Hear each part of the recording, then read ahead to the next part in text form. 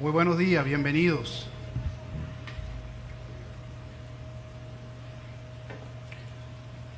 Qué bueno poder estar en la casa del Señor, como cantábamos al comienzo, de alabar y bendecir el nombre de nuestro Dios y escuchar lo que la palabra de Dios tiene para mostrarnos, para enseñarnos este día.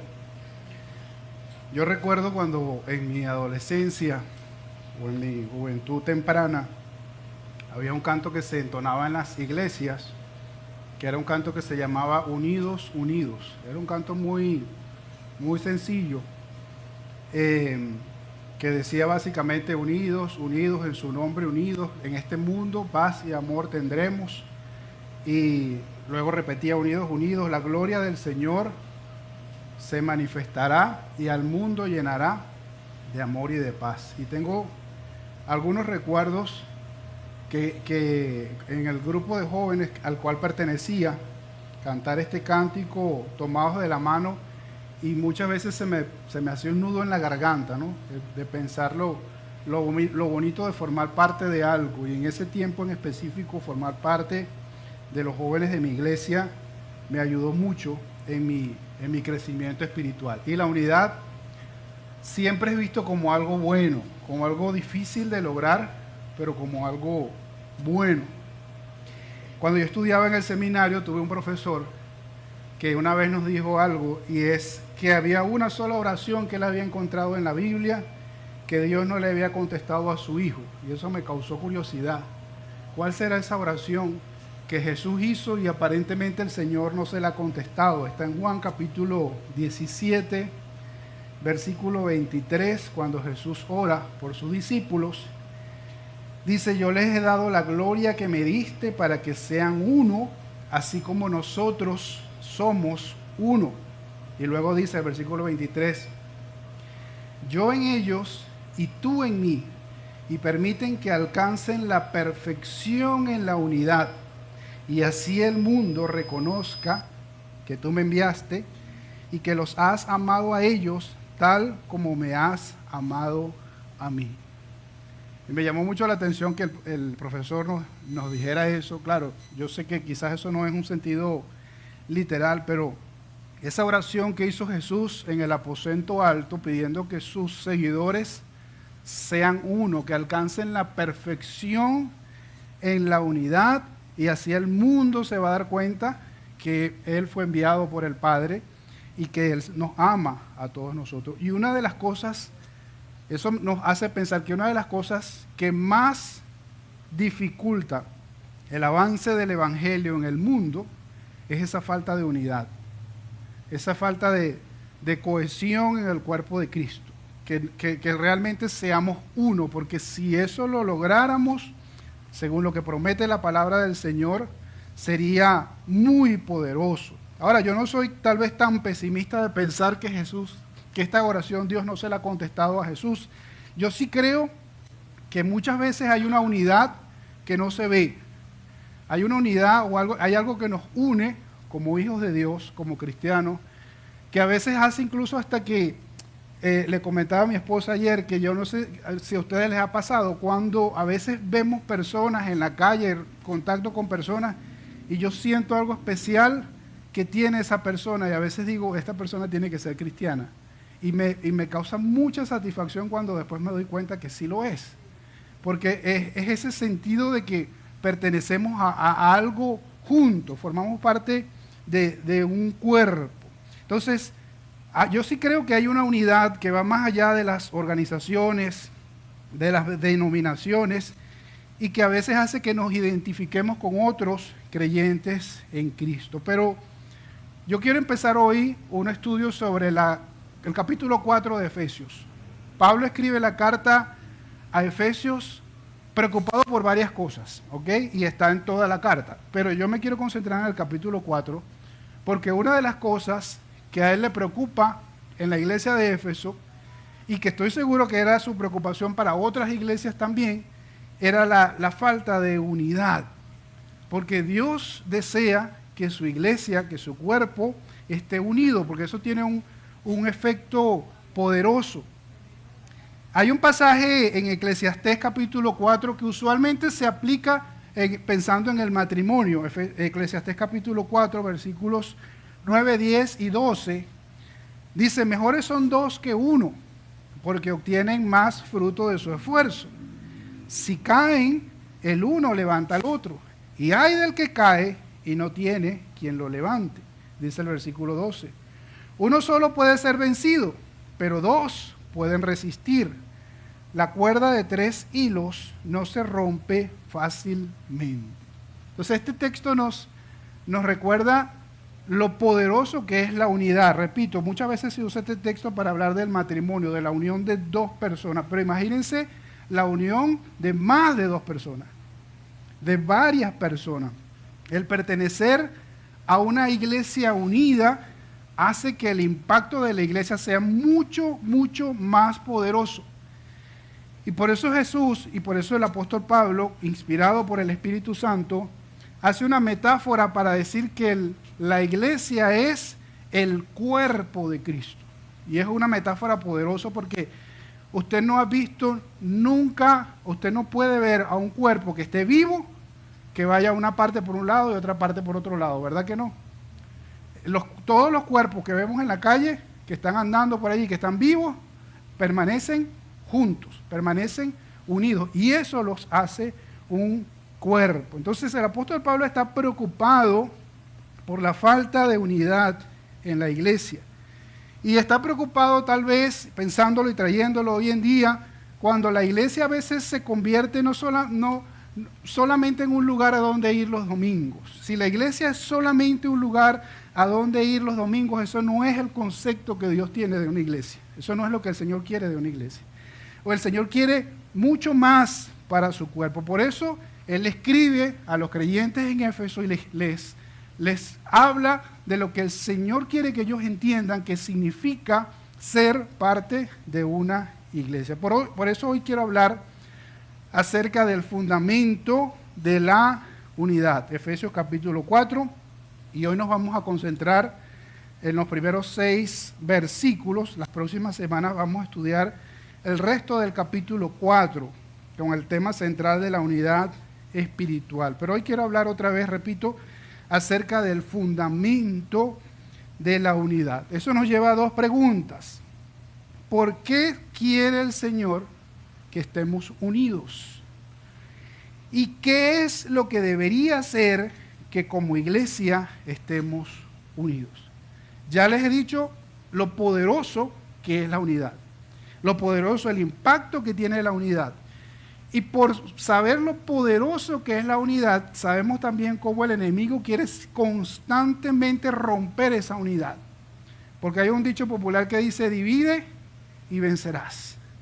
Y el principal interesado que el cuerpo de Cristo esté dividido y que una familia esté dividida y cualquier organización que para los propósitos de Dios que esté dividida, el que quiere dividirla es Satanás, es el enemigo. Y él se va a valer de muchas cosas. Ahora yo quiero que leamos los primeros 6 versículos de Efesios capítulo 4 para que entendamos cuál es ese fundamento de la unidad. Dice: por eso yo, que estoy preso por la causa del Señor, les ruego que vivan de una manera digna del llamamiento que han recibido, siempre humildes y amables, pacientes, tolerantes unos con otros en amor. Esfuércense por mantener la unidad del Espíritu mediante el vínculo de la paz. Hay un solo cuerpo y un solo Espíritu, así como también fueron llamados a una sola esperanza, un solo Señor, una sola fe, un solo bautismo, un solo Dios y Padre de todos, que está sobre todos y por medio de todos. Yo les invito a que en esta mañana nos concentremos en estos 6 versículos que nos dan la base o el fundamento de la unidad espiritual. Y hay muchas más cosas que vamos a ver, que vamos a aprender acerca de la unidad espiritual, pero hoy nos vamos a enfocar en el fundamento. Y son dos cosas que fundamentan nuestra unidad o que deberían fundamentar nuestra unidad. Como iglesia de Cristo, como iglesia del Señor, y cualquier iglesia que se haga llamar cristiana, debería tener estos fundamentos que le caractericen como como una iglesia unida espiritualmente. ¿Y cuáles son esos dos fundamentos? El primero de ellos, tenemos un mismo llamamiento. Un mismo llamamiento. El versículo 1 dice: les ruego que vivan de una manera digna del llamamiento que han recibido. El tema del llamamiento es un tema que Pablo menciona varias veces, que Pablo destaca varias veces, gracias amor, que el apóstol Pablo destaca varias veces. Y es la importancia de recordar que en el cuerpo de Cristo, en una iglesia, todos hemos recibido un llamamiento. ¿Qué es un llamamiento? Que Dios en algún momento tocó nuestras vidas y nos llamó. Yo creo que nadie de los que está aquí está simplemente porque dijo, ay, me voy a meter evangélico, voy a comenzar a ser evangélico. No creo que haya sido así, ¿ok? Porque tuvo que haber habido primero un llamamiento de parte de Dios. Y ese llamamiento nos debería unir. Eso es como cuando alguien está armando un equipo. Cuando alguien está armando un equipo, está seleccionando los que van a jugar. Y cuando uno escucha su nombre, que lo mencionan para formar parte de un equipo, uno se emociona porque ahora formo parte de este equipo. Entonces, eso fue lo que hizo el Señor con nosotros. En el ámbito laboral igual, cuando me llaman para un trabajo, entonces yo, eso me emociona porque me llamaron, me tomaron en cuenta para ese trabajo. Y debo empezar a actuar ya como alguien que forma parte de esa empresa. Si me llaman de una universidad, de una casa de estudio, yo estoy recibiendo una invitación, estoy recibiendo un llamado, quiere decir, fui aceptado y yo tengo que empezar a vivir como dice, de acuerdo al llamado, dice, por eso dice, vivan de una manera digna del llamamiento que han recibido. Ahora, aunque yo hago la comparación del llamamiento en el ámbito deportivo, laboral y los estudios, pero hemos recibido un llamamiento que es mucho más grande que ese, ¿o no?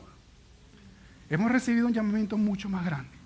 El llamamiento que recibieron un grupo de personas que una mañana estaban pescando, recuerdan la historia, y no sacaban nada, y Jesús hizo un milagro, y luego le dijo a Pedro, a Simón le dijo, sígueme. Eso es un llamamiento, una invitación. ¿Y qué hizo Pedro? ¿Qué hizo Juan? ¿Qué hicieron otros? Dejaron todo y lo siguieron. Es decir, respondieron al llamamiento. Los evangelios también nos cuentan la historia de un hombre llamado Leví, que estaba sentado en la mesa de los tributos, de los impuestos. Y dice que Jesús pasó por allí y le dijo, sígueme. ¿Y qué hizo Leví? Se levantó, dejó todo y lo siguió. El Leví que conocemos como Mateo. Los profetas también lo dijeron, por ejemplo, el profeta Isaías dice que Dios lo llamó desde antes del nacimiento, desde antes de su nacimiento, Dios lo llamó, lo hizo profeta, lo dijo Jeremías también.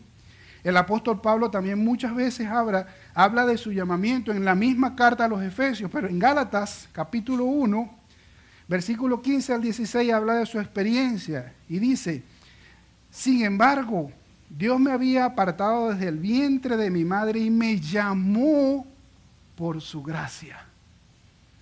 Y cuando Él tuvo bien revelarme a su Hijo para que yo lo predicara entre los no judíos, dice, no consulté con nadie. No le preguntó a nadie. Simple y llanamente Él entendió que Dios lo estaba llamando y ¿qué hizo Él? Respondió. Ese es el llamamiento a la salvación. Y ese es el llamamiento que quizás la mayoría de los que estamos aquí hemos recibido en algún momento y le dijimos al Señor, sí Señor, te voy a seguir, voy a decidir seguirte. Algunos han aceptado el llamamiento, otros no. El mismo Jesús contó en algunas oportunidades, en una oportunidad en el Evangelio de Lucas, dice de algunas personas que Él les dijo, sígueme. Y decían, pero ya va Señor, yo te voy a seguir, pero ya va. Primero voy a ver un negocio que estoy haciendo, o primero me voy a casar, o primero voy a hacer esto otro. Y el Señor le dijo, no, eso no es. El que mira hacia atrás no es digno de mí. Ahora, el llamado es, vivan de una manera digna del llamamiento. Ya Pablo está destacando aquí que hemos sido llamados. ¿Pero qué está pidiendo? Está pidiendo algo más. El ser llamado no es suficiente. Dice ahora, vivan de una manera digna del llamamiento. ¿Qué quiere decir eso? Que el Señor quiere que valoremos, respetemos el llamado que Él nos hizo.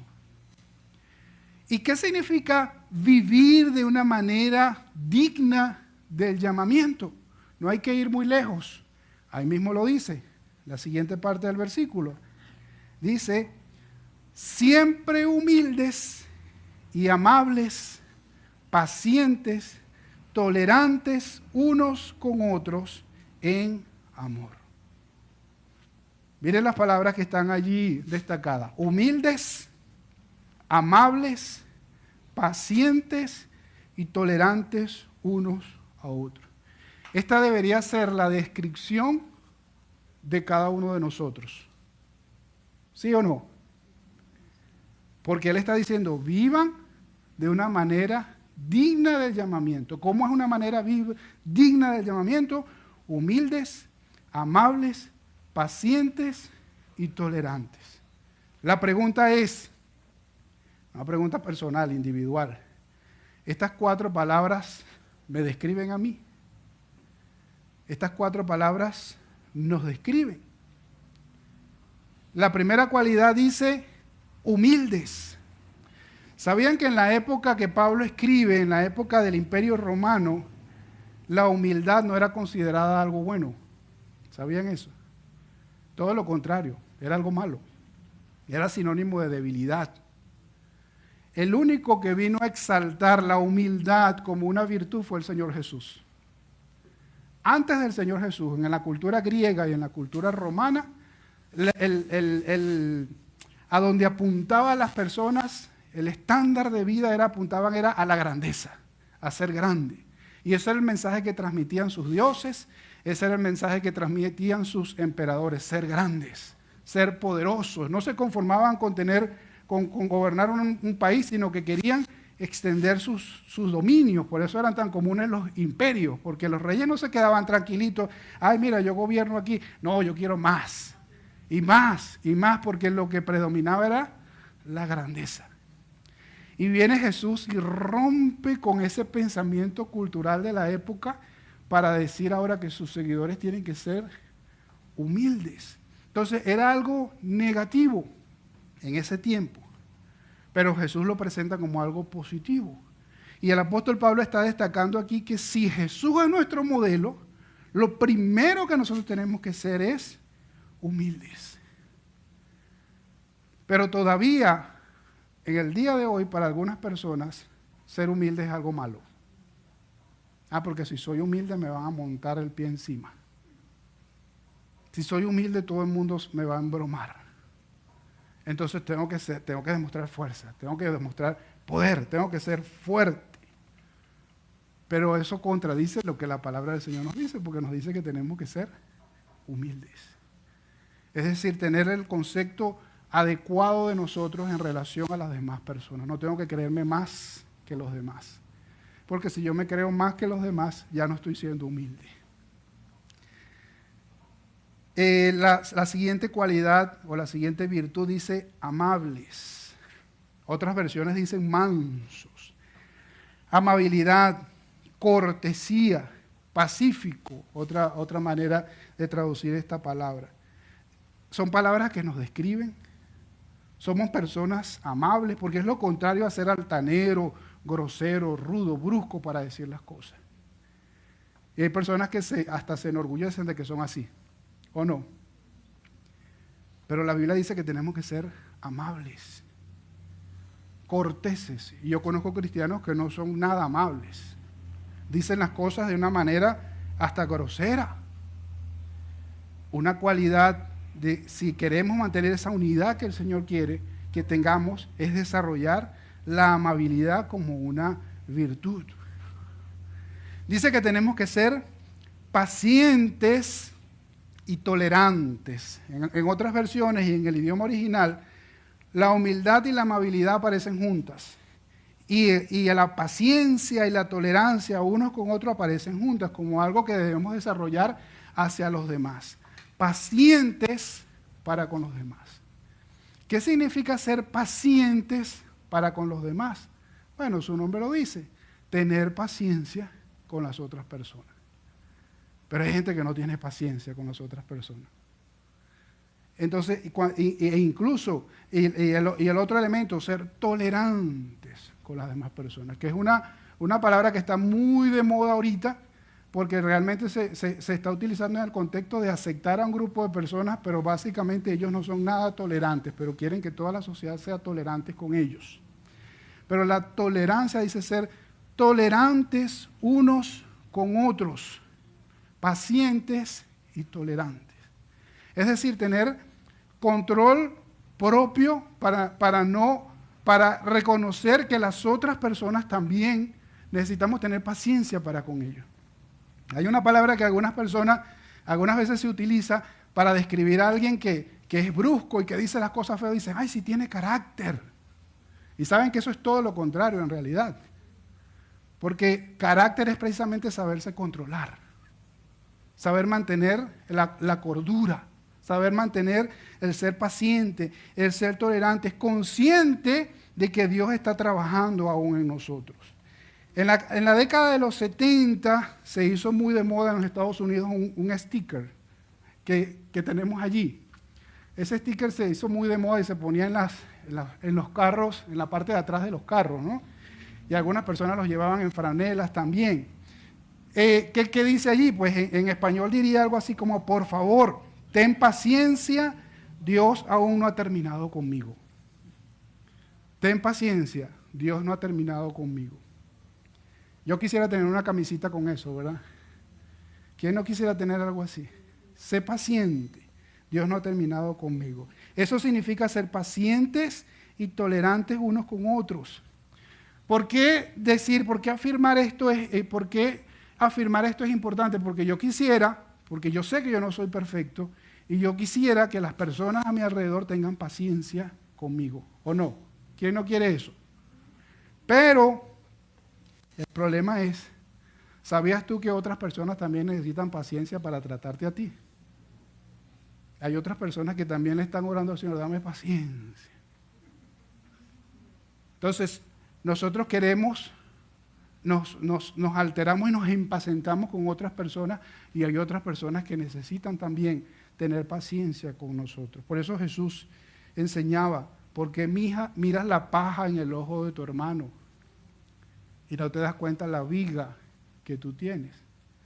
Porque es más fácil observar las debilidades de los demás, los defectos de los demás, las carencias de los demás.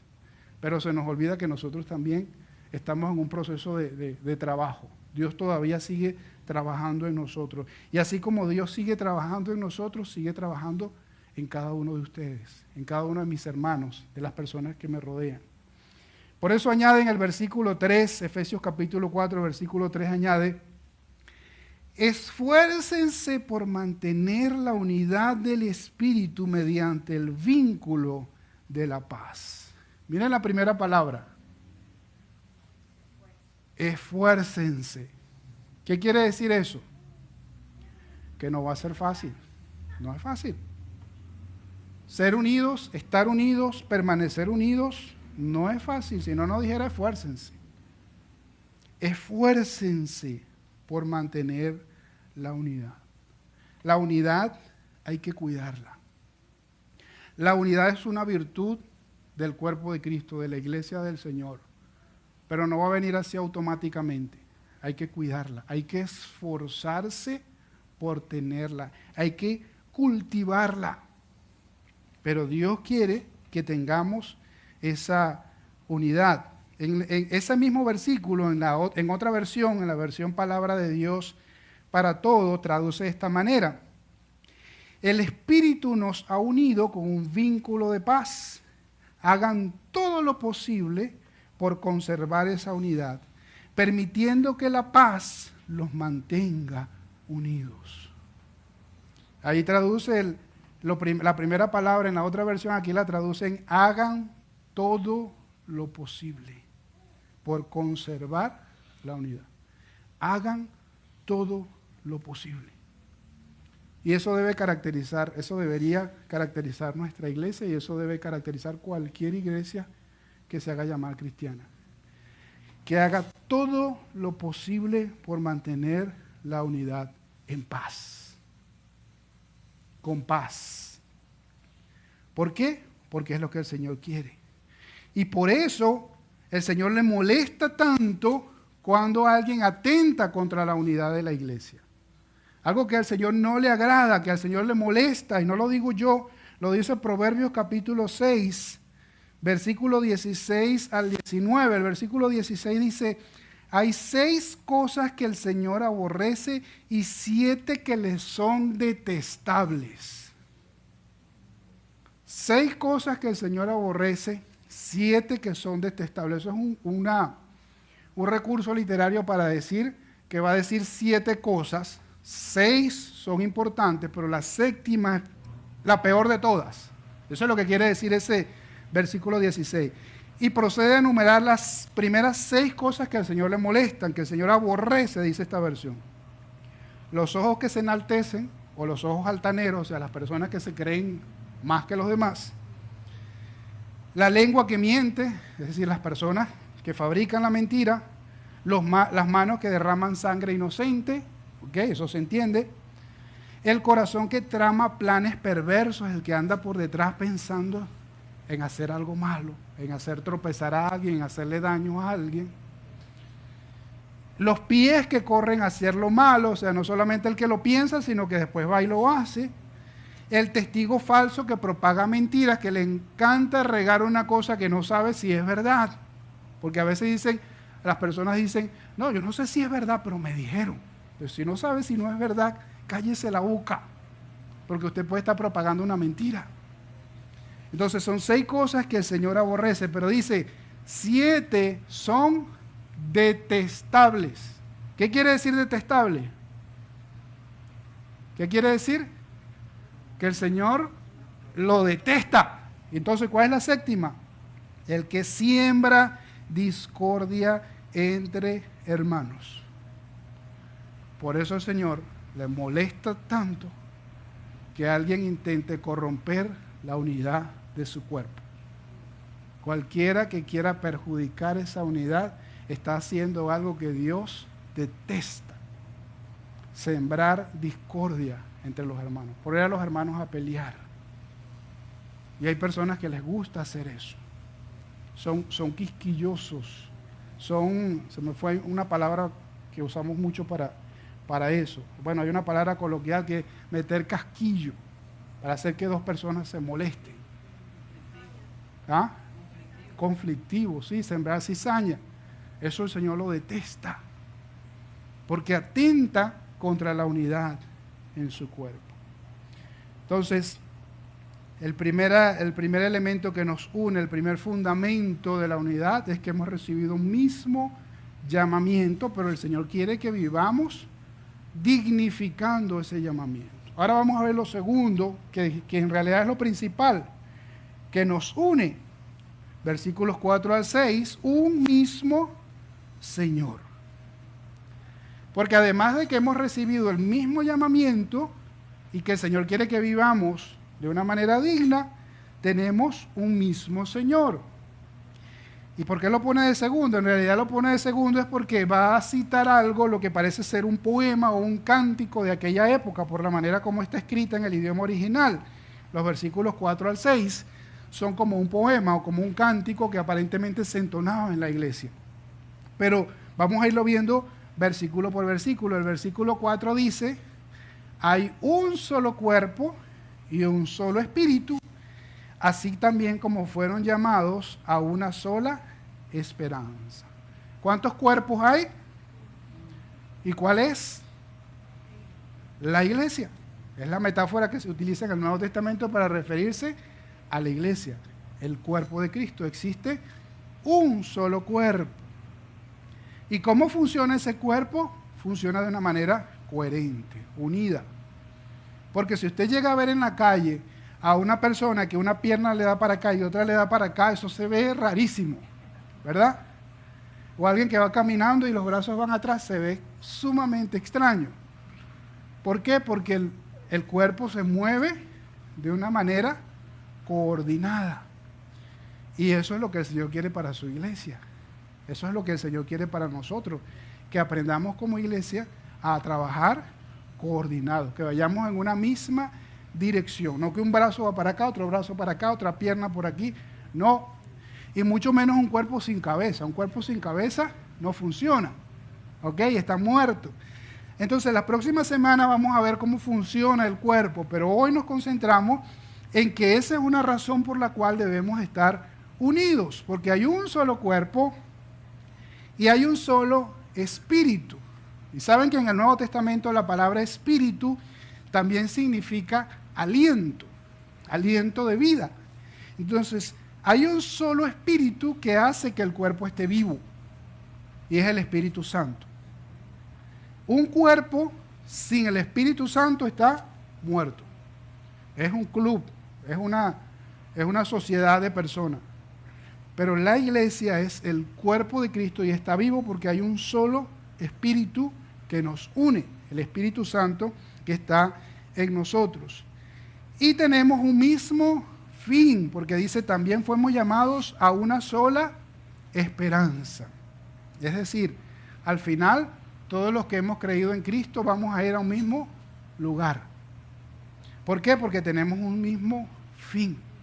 Y eso no solamente nos debe poner a pensar en que vamos a estar juntos en algún momento en el futuro, sino que todo lo que hagamos hoy en día a día, tiene que ser para alcanzar el propósito de Dios. ¿Y cuál es el propósito de Dios?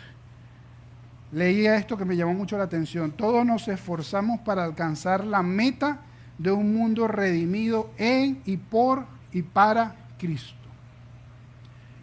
Eso debe definir a los cristianos. Independientemente de la iglesia, de la denominación, de la organización, de su carácter, del tiempo en el camino del Señor, todos trabajamos en función de un mundo redimido en y por y para Cristo. Entonces, un solo cuerpo, un solo espíritu, una sola esperanza. Versículo 5 dice, un solo Señor, una sola fe, un bautismo. Tenemos entonces un solo Señor, un solo amo. La palabra Señor significa, en el Nuevo Testamento es la palabra Kyrios, que significa también amo. Y es la palabra que utilizaban para referirse al César, al emperador, era el Kyrios. Pero como cristianos sabemos que el único Kyrios es el Señor Jesucristo. Entonces, todos los que hemos depositado nuestra fe en el Señor Jesucristo, si Él es nuestro Señor, todos deberíamos hacer lo que agrade al mismo Señor. No debería haber diferencia, porque todos estamos trabajando para el mismo Señor. Una sola fe. ¿Fe en quién? Fe en Cristo. ¿Ven cómo está todo conectado? Esto no se puede separar. No se puede separar. Si tenemos un mismo Cristo, tenemos una misma fe en Cristo, una misma entrega, una misma, que es lo que significa la palabra fe, entrega, rendición, confianza en Él, entonces eso nos debería hacer unidos. Y un bautismo. ¿Qué era el bautismo en el Nuevo Testamento? El bautismo era el testimonio público de la fe. Era el acto, por decirlo de alguna manera, el acto de iniciación. Decirle públicamente, decirle a todos los demás, yo pertenezco a Cristo, me identifico con Él. Era decirlo públicamente. Era una declaración de lealtad al Señor. Y eso, todos los que hemos sido bautizados también nos une en el Señor, en la fe. Y como si fuera poco, versículo 6, dice, un solo Dios y Padre de todos, que está sobre todos y por medio de todos y en todos. Es decir, tenemos un solo Dios. Tenemos un solo Dios que es Padre de todos y habla de su amor por nosotros, de su relación con nosotros, de la relación que quiere tener con nosotros, la relación de un Padre amoroso, que está sobre todos, es decir, por encima de todos nosotros. Todos nosotros estamos por debajo de Él. Eso habla de la autoridad. ¿Quién tiene autoridad sobre nosotros? Dios, el Padre, es Jesucristo, el Señor. Pero dice que está sobre todos, después dice, por medio de todos, es decir, obrando por medio de todos nosotros. Es decir, todos nosotros deberíamos ser instrumentos de ese Dios, de ese Señor, instrumento para sus propósitos, para sus planes. Y termina diciendo, y en todos. Habla de su presencia en todos nosotros. La presencia de Dios en nosotros, que nos da confianza, que nos da esperanza, que nos da ánimo y nos ayuda a permanecer unidos. Termino diciendo entonces que el Señor te está invitando a esa clase de unidad. El Señor necesita que la iglesia entienda y viva esta realidad. El Señor precisa que la iglesia suya, que su iglesia entienda y viva de esta manera. Que aprendamos a estar unidos en función a Jesucristo, no en función a un nombre, no en función a una organización, no en función a un recuerdo o una tradición o una denominación o un lugar específico, no en función a una persona, en función ¿a quién? Al Señor Jesucristo. Cuando aprendemos eso, entendemos eso, vamos a experimentar la unidad espiritual de la cual habla Efesios capítulo 4. Entonces el llamamiento de Dios para nosotros es que vivamos una vida, valga la redundancia, digna de su llamamiento, con un mismo Señor, que entendamos que Él es el mismo Señor para todos. Y yo te invito a que hoy pienses, hoy reflexiones, ¿qué puedo hacer yo para contribuir a esa unidad en el cuerpo de Cristo? ¿Qué puedo hacer yo para que esa unidad sea una realidad? Esa unidad tienes que hacerla tu meta y tu oración. Esa unidad tenemos que construirla y tenemos que fortalecerla como iglesia. Porque es lo que va a hacer, hablando de nuestra iglesia específicamente, que la iglesia permanezca en el tiempo, que estemos en la capacidad en que estemos unidos, que entendamos que hay cohesión, que construyamos y fortalezcamos esa unidad. Porque solo así vamos a ver el impacto por el cual Jesús oró en Juan 17, repito que lo leímos al comienzo. Recuerdan que Jesús dijo, permiten que alcancen la perfección en la unidad y así el mundo reconozca que tú me enviaste y que los has amado a ellos tal como me has amado a mí. Eso va a ser impactante para las personas a nuestro alrededor, que la gente vea que somos una iglesia en donde nos amamos. Creo que una vez les comenté que hace unos años estuve en un pueblo llamado Temblador, estado Monagas. Y en Temblador pasaba algo muy interesante. Casi que en cada esquina yo veía una iglesia. Casi que en cada esquina yo veía una iglesia. Y yo decía, wow, si hay bastante iglesia aquí, qué bueno. Y alguien me dijo, ¿sabes lo que pasa? Que casi todas esas iglesias es una sola iglesia que cada vez que alguien pelea se va y abre una nueva. Y se pelean y va otra. Y abren otra, y abren otra, y abren otra. Pero fruto de discusiones, de peleas entre ellos. ¿Cómo creen que está el impacto del evangelio en esa ciudad? Si todo el mundo sabe eso. La gente dice, esa gente no se ama, esa gente no sabe trabajar unido, esa gente no sabe de unidad. Pero qué diferente es que la gente vea una iglesia unida y diga, oye, en esa iglesia va gente de diferentes estratos sociales, va a haber gente de diferentes trasfondos, va gente de diferentes ciudades, de diferentes gentilicios, de diferentes países, de diferentes costumbres y culturas, pero están unidos. Algo bueno tiene que haber ahí, ¿verdad que sí?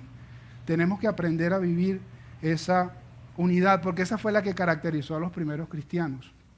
Algo que la gente vio de los cristianos es que estaban unidos, permanecían unidos. Y yo estoy seguro que eran como la historia de los erizos. No sé si han escuchado la historia de los erizos. En un lugar hubo una nevada muy grande y los erizos se estaban congelando. porque ellos pueden resistir el frío, pero llega un momento cuando es muy grande que no pueden, ¿no? Y, ¿y qué hicieron los erizos para no morir? Se unieron, se juntaron, se empezaron a juntar. Pero ¿qué pasa con los erizos que tienen puya, verdad? Ellos tienen puya, entonces estaban juntos, pero se lastimaban, se pullaban unos a otros. Entonces algunos los erizos se molestaron, pero vamos a estar aquí pullando, entonces salieron, se volvieron a separar. Pero ¿qué pasó cuando se separaron? Otra vez empezaron a morir. Empezaron a morir otra vez. Tuvieron que otra vez estar juntos y bueno, vamos a tolerarnos las pullas unos a otros, pero vamos a estar unidos. Eso es lo que el Señor quiere, que seamos pacientes, que seamos tolerantes, que a pesar de las púas de mis hermanos, yo prefiero las púas de mis hermanos que morir congelado allá afuera. Amén. Mi Dios, te doy muchísimas gracias por tu palabra. Ayúdanos a vivirla y a encarnarla, Señor. Sabemos que no va a ser fácil. Tu palabra dice que tenemos que esforzarnos por mantener la unidad. Ayúdanos a hacer de esta unidad nuestra meta como iglesia y como cristianos, como pueblo tuyo, Señor. Y que hagamos todo lo que esté a nuestro alcance para mantenerla, Señor. Pero también que seamos sensibles a aquellas cosas que nos separan, Señor. Aquellas cosas que tal vez nos hacemos daños unos a otros, Señor. Que seamos sensibles a esas cosas para trabajar siempre en función de la unidad, Señor. Que aprendamos a ser pacientes y tolerantes unos a otros, como dice tu palabra, en amor. Y sabemos que eso va a tener un impacto poderoso en las personas que nos rodean. Aún nuestros familiares se van a impresionar de ver que formamos parte de una comunidad donde a pesar de las diferencias nos amamos, Señor. Te damos muchísimas gracias. Oramos en el nombre de Cristo Jesús. Amén y amén.